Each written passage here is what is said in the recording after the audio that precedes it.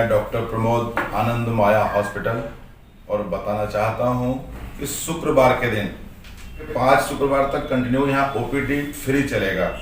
चाहे ओपीडी हो अर्थों की हो, चाहे ओपीडी हो बच्चों के डॉक्टर की हो, चाहे गायनिकोलॉजिस्ट का हो, और साथ में मैं डॉक्टर प्रमोद सबकी सेवा में मौजूद रहूंगा। वंदे मातरम। आप देख रहे हैं आरजी टुडे दिल्ली न्यूज। आनंद माया अस्पताल, रामगढ़, जहांगीरपुरी, दिल्ली के स्वस्थ दिल्ली और भारत संकल्प यात्रा में बेमिसाल सेवा, त्याग और समर्पण के दरमियान सिवान, बिहार से दिल्ली आने की रियल स्टोरी और फिल्मी स्टाइल में बेमिसाल तथा अन्य के लिए एक प्रेरक जीवन संघर्ष यात्रा के 30 साल पूरे होने की खुशी के मौके पर डॉक्टर प्रमोद कुमार सिंह CMD ने प्रेस कॉन्फ्रेंस को संबोधित करते हुए कहा है कि लगातार 5 शुक्रवार को फ्री ओपीडी रहेगा। इस खुशनुमा निर्णय के अंतर्गत आनंद माया अस्पताल के सुपर स्पेशियलिटी में भी लगातार प्रत्येक 5 शुक्रवार तक प्रत्येक शुक्रवार को फ्री ओपीडी सुविधा उपलब्ध होगा। इस जनकल्याणकारी फैसले से क्षेत्रीय आम जनता में खुशी की लहर दौड़ पड़ी है। आगे उन्होंने बताया कि जनरल फिजिशियन सहित अन्य विभागों के डॉक्टर भी मुफ्त सेवा के साथ उपलब्ध होकर सेवा प्रदान करेंगे। किसी भी राज्यों से किसी भी प्रकार के मरीज आकर डॉक्टर से निःशुल्क इलाज करा सकते हैं। तो आइए जानते हैं आनंद माया के डॉक्टर ने क्या कुछ कहा। देखते हैं हमारे संवाददाता रंजीत गुप्ता की एक रिपोर्ट से जानते हैं। जी सर, मेरा नाम है राजन लाही। सनसनी रिपोर्टर की तरफ से जब अस्पताल में एक्सीडेंट केस आता है तो सबसे पहले प्राथमिकता, आजकल आपने देख ली होगी कि एक अमाउंट भर दो पहले या पुलिस कॉल कर दो पहले, एक फॉर्मेलिटी करवाई जाती है। अगर कोई सीरियस केस होता है, एक्सीडेंट केस होता है, तो यहाँ पर क्या टर्म कंडीशंस रखी जाती है? सबसे पहला बात तो आदमी का जान बचाना पहला काम है, तो हम सबसे पहला ध्यान देते हैं कि मरीज सीरियस है तो इसके लिए हम कर क्या सकते हैं। अगर हमारे पास पूर्ण सुविधा है तो हम यहाँ रखते हैं, और नहीं तो फर्स्ट एड दे के उसको हम बड़े अस्पताल में रेफर कर देते हैं। अगर हमारे यहाँ रहने लायक है, उसके पास पैसा भी नहीं है, तो इसका इलाज हम करने के लिए तैयार है। पहला काम है धर्म। धर्म क्या है कि है काम आदमी का औरों के काम आना, जीना तो है उसी का जिसने राज जाना।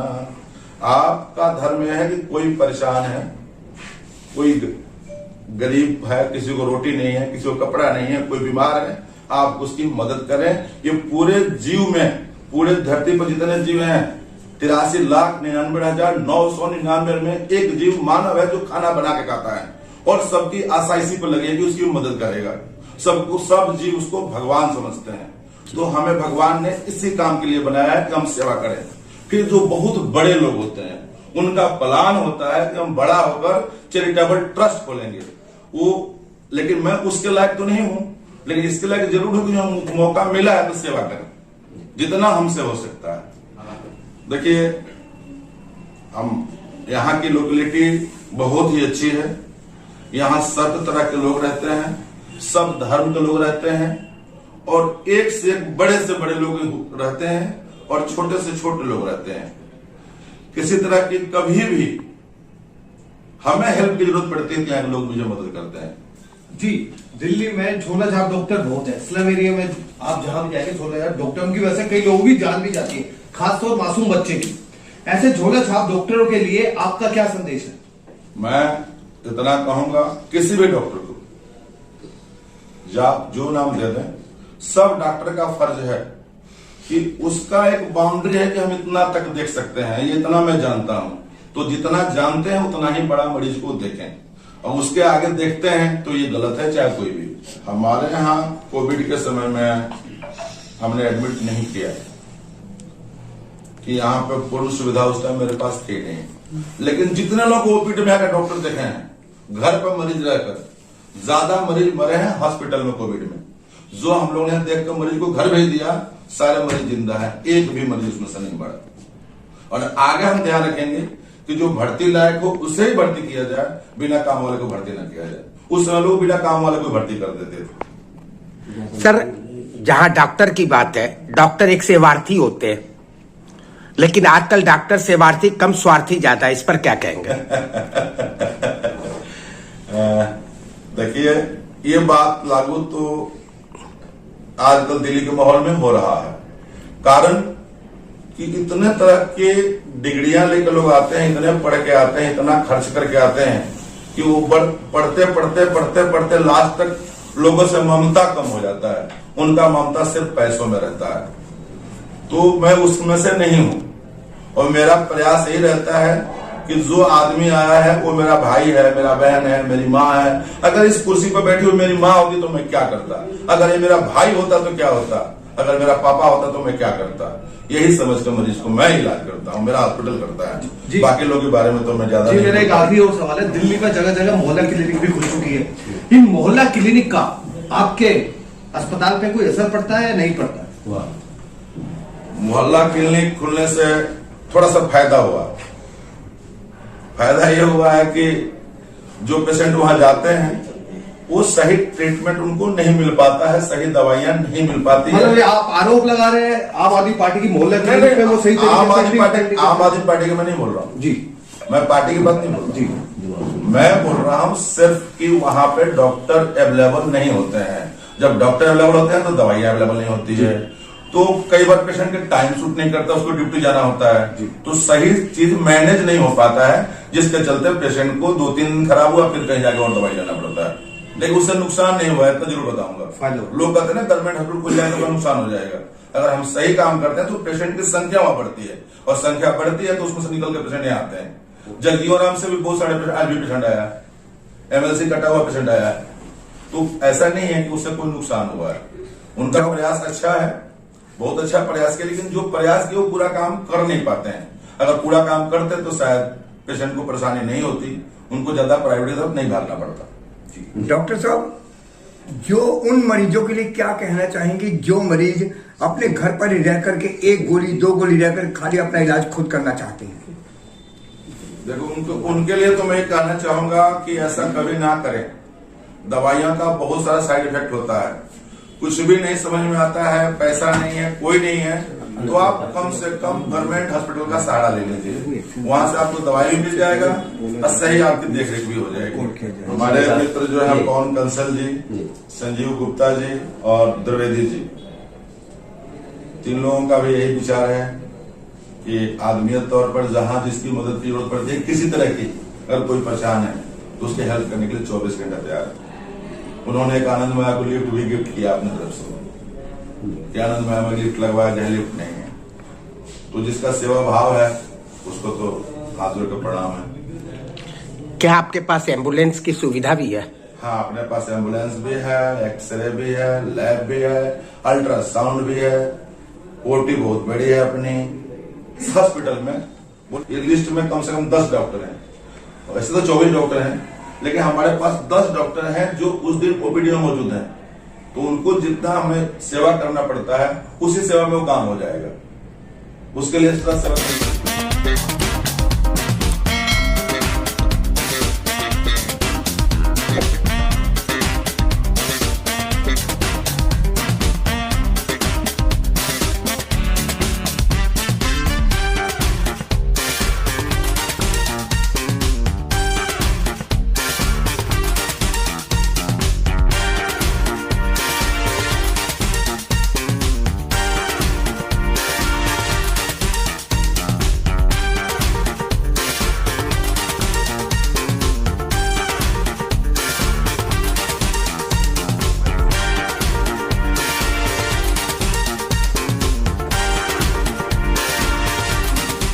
वंदे मातरम। आप देख रहे हैं RG today Delhi news. RG today Delhi news में आप सभी दर्शकों का स्वागत है।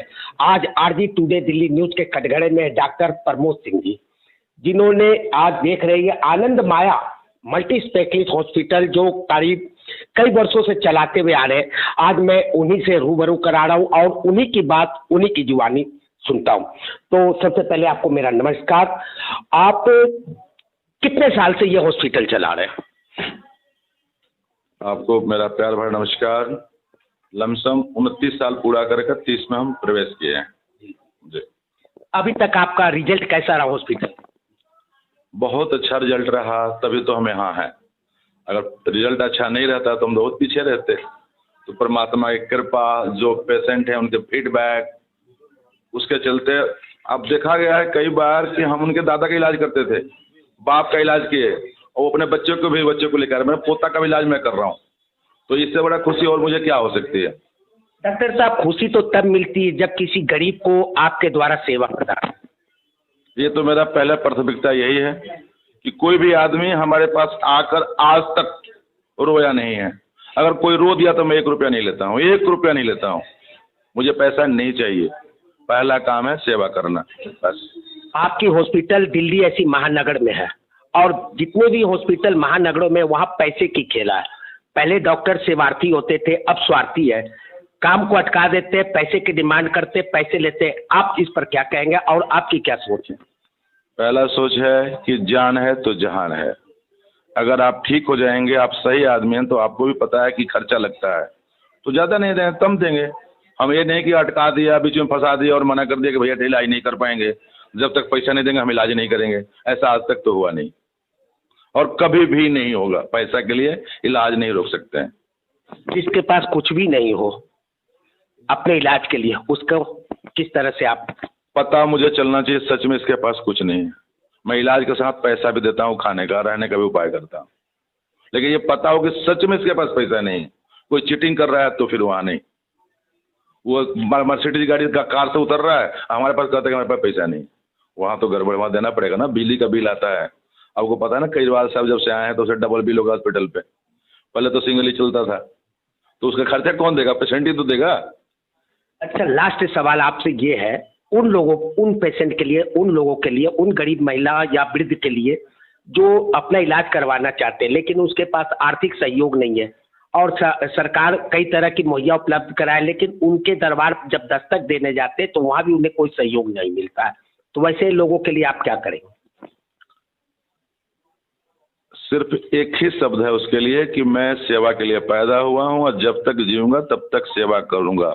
वो मेरी माँ लायक है तो माँ समझकर, बहन है लायक तो बहन समझकर, लेकिन पता लगे कि सच में रियल में बीमार है और इसकी मदद करने वाला कोई नहीं है तो मैं तैयार हूँ, मेरा हॉस्पिटल तैयार है। ये थे डॉक्टर प्रमोद सिंह जी और बहुत उच्च विचार है। आज के समय में ऐसे कई हॉस्पिटल दिल्ली के अंदर में बड़े बड़े हैं और बहुत दूर दूर से लोग आते हैं इलाज करवाने के लिए, लेकिन जो इनकी विचार, जो इनकी उत्तम, जो इनकी स्वभाव, जो इनकी नेचर, जो इनकी सोच है वो काबिले तारीफ है। मैं Ranjeet Gupta, RJ today Delhi news, Delhi.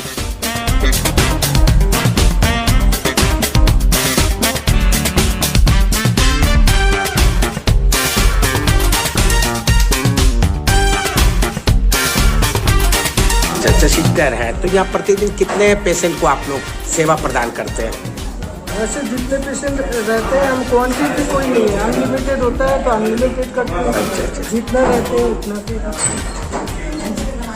तो यहाँ से जो भी पेशेंट आते हैं वो खुश होके जाते हैं? हाँ, खुश होके तो जाते हैं, हम तो अपने हिसाब से खुश करना ही चाहते हैं। हर टाइम हमारे हॉस्पिटल की भी प्रोग्रेस हो और हमारे पेशेंट भी सही रहे, हम तो वही चेष्टा करते हैं। आगे का भगवान तो पेशेंट भी फेथफुल ही होता है हमारे यहाँ। आप सेवा अच्छी देते हैं। यहाँ से जो आनंदमयी हॉस्पिटल है, जो दुखी पेशेंट आते हैं, आनंदमयी और हंसता मुस्कुराता हुआ आपके सेवा से, हम तो वही कोशिश करते हैं, सेवा भी वही करते हैं। हम तो चाहते ही है हमारे पेशेंट अच्छे से।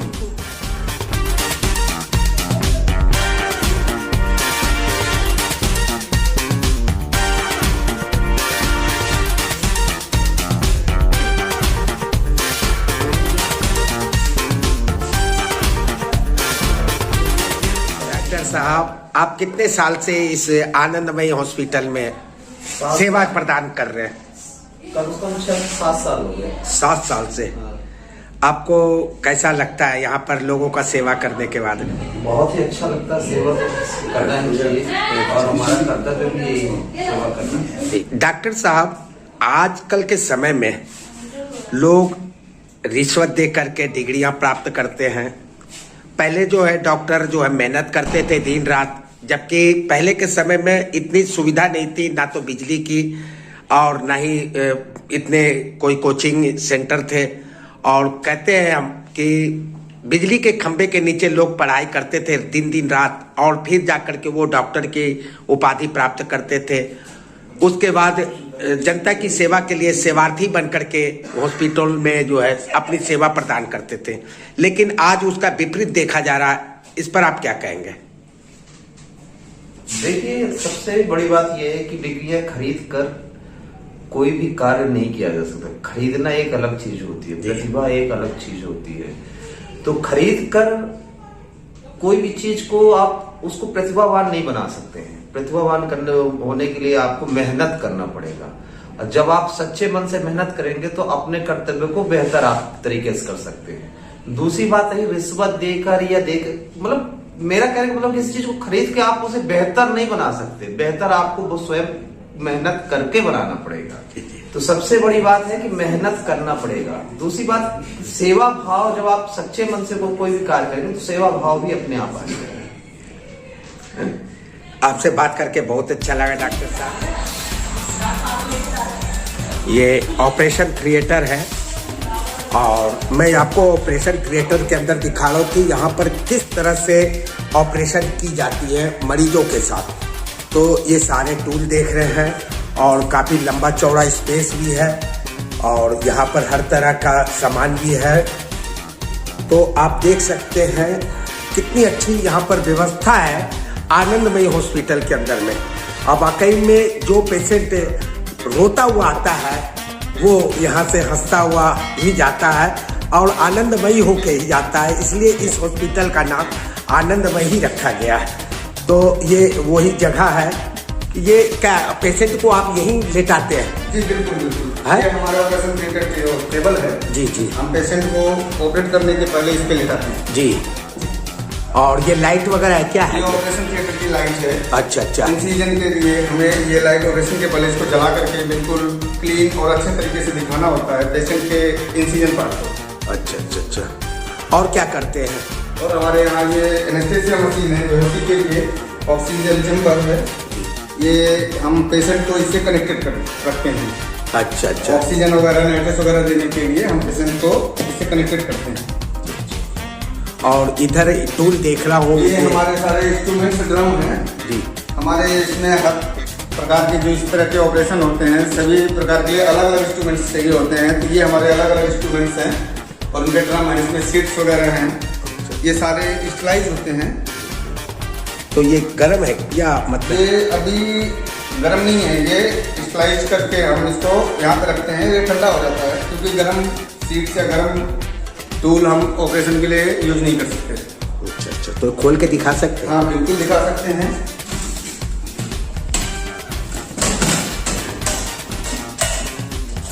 ये बेड होते हैं। अच्छा, ये कॉटन हो गया। हाँ, ये कॉटन सीट्स होती हैं। ठीक है। ये गोल्ड पीस वगैरह हो गए हैं। जी जी। ये इंस्ट्रूमेंट्स हैं। अच्छा, ये औजार हो गया। हाँ जी जी जी जी बिल्कुल। और बहुत सारे इंस्ट्रूमेंट्स हैं, कुछ खाली भी हैं। अभी अभी एक ऑपरेशन से फ्री हुआ है। अभी अभी ऑपरेशन हुआ था क्या? जस्ट एक ऑपरेशन हुआ है, एक सुंदर सी बच्ची पैदा हुई है। अच्छा। ऑपरेशन के दौरान।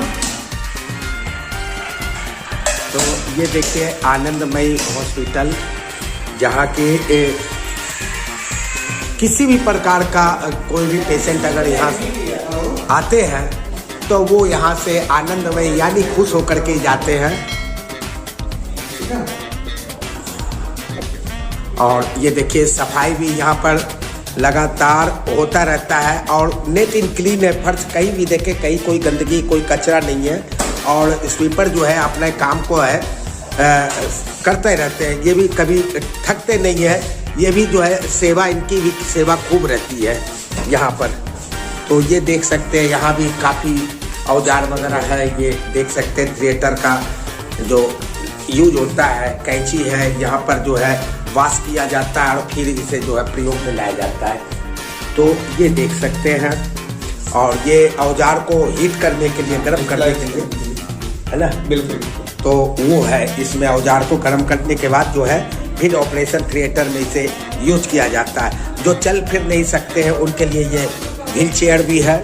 और बकई में जो है रूम है, जो पेशेंट यहाँ आते हैं और जिनकी ऑपरेशन होती है उनके लिए। तो चलिए फिर मिलेंगे नए मुद्दे, नए सरोकार के साथ। और यहाँ